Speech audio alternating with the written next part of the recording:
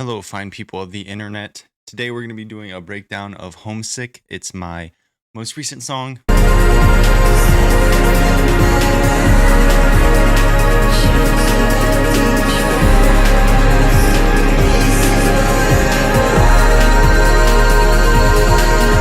don't know if I'm going to do how many of these I'm going to do, but I felt like doing a breakdown of my songs and showing like how I make the beat, the instrumental, the vocals, how I mix all that.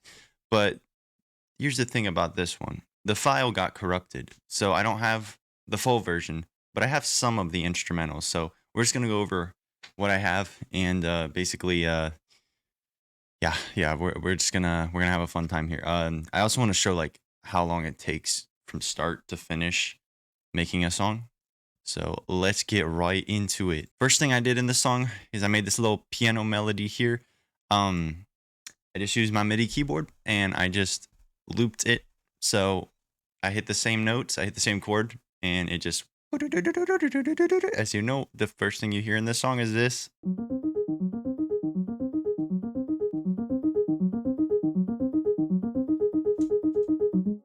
Yeah, fun. And then I decided to do the stutter effect here.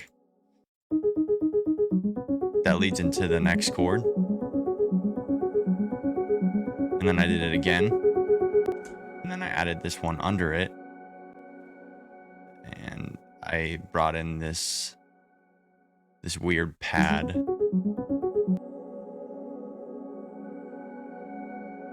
Just to kind of grow the track a little bit. I always do that. I always start bringing in things a little at a time. And then we did it again. We did this, and I brought in a left channel. I brought in this one, which is a higher octave. Kept that pad going. And then we have bring it into the first intro, or the first verse, I guess. And we reset the chord progression here, and we also brought in another pad. So I wanted it to kind of like open up a little bit, so I usually stack a couple things. I'm pretty sure this is the sub bass. Yeah, this is the sub bass. I didn't use any like 808s in this song. I just use a synth, like a very low octave synth, and just had it hit like that, but stacked with a couple other things. So we have this, just a very pretty synth.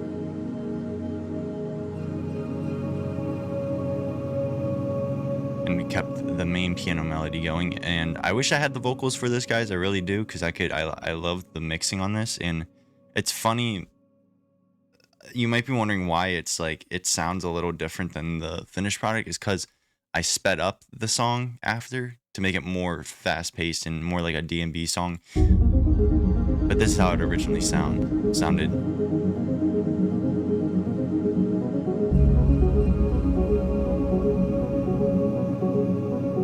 And then I brought in these other pads to like open it up even more as a transition to leading into this chorus.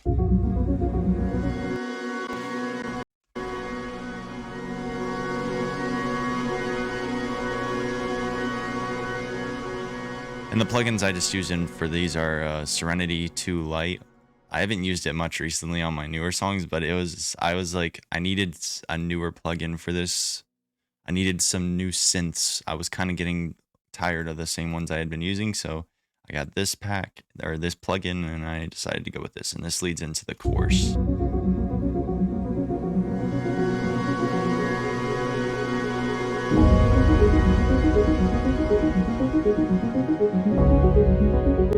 And as you can see here, this would have been the drums I had, but the file isn't there. At least I can't find it. But yeah, normally I'd have drums here, but we're just gonna go over like, I guess, the backing instrumental. So here I just stacked in a bunch of, I don't even know what these are, honestly. Let's check them out. Okay, just pianos with the sub bass. And then down here would have been all the vocals. The vocals are not here anymore. I don't know why. I'm taking it that's what this is. I guess I could go over what like how I did my vocals for this song. So I started with just a light compression here. Normally I just bring down some of the threshold. And then we have auto tune. Um, I kept the retune speed kind of high on this because I didn't really care. I didn't want to try and make the vocals like, I wanted them to sound as perfect as possible. Even like I just wanted it to flow all together and just sound like one big movement.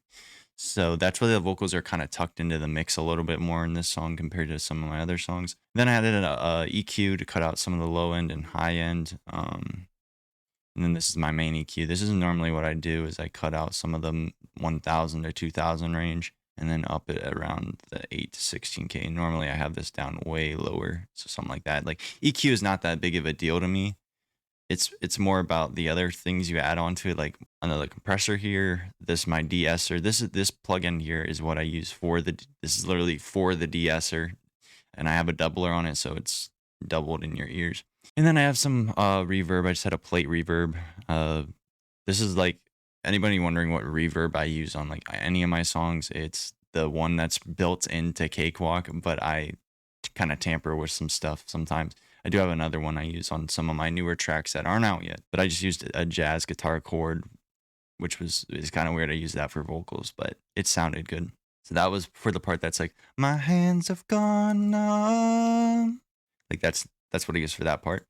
And then for the chorus, I kind of stacked it, as you can see here, and I switched the auto tune to this auto tune because this is it's more of like a rapping auto tune. It's way easier at catching mistakes, I feel, than this one. You have to actually sing well. I was not trying to sing well in the chorus as much as I was in the first verse where you can hear me a lot better. But this is same thing: compressor, auto tune, EQ, another EQ, fresh air, which my fresh air isn't working, de-esser, compressor, I guess, yeah, modulator.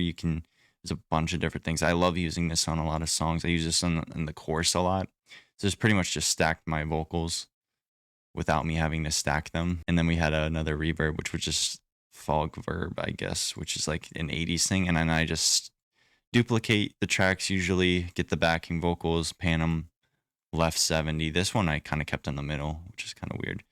Have a bunch more backing vocals here. Oops. So here I had some backing vocals on like leading into the chorus, which was the, and then I had like like that, like a bunch of those vocals stacked up. I think it was only 2, but they sounded pretty good. I didn't need to do like 30 layers of vocals here. Yeah, we had more vocals down here, which is all the same stuff. I just pretty much duplicated the vocals and tweaked some things. This one's kind of a bare bones. This must have just been like a big like shouting vocal. If I had to take a guess.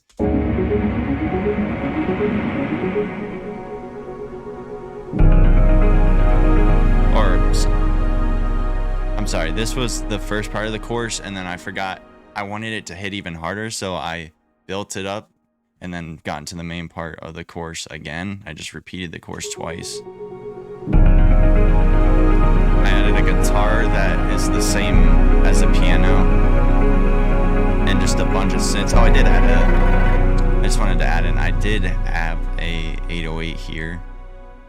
This is what this sounds like. Just some undertone to make this part hit harder.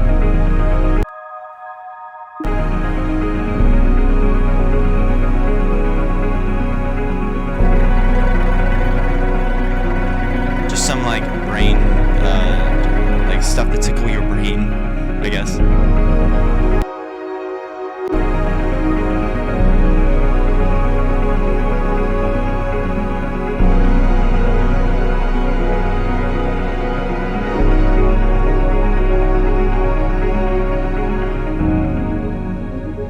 Here's this part, the breakdown into the second verse, which has literally nothing here. This is like this, as you can see on the side here, this was one I only had about 15 hours put into it.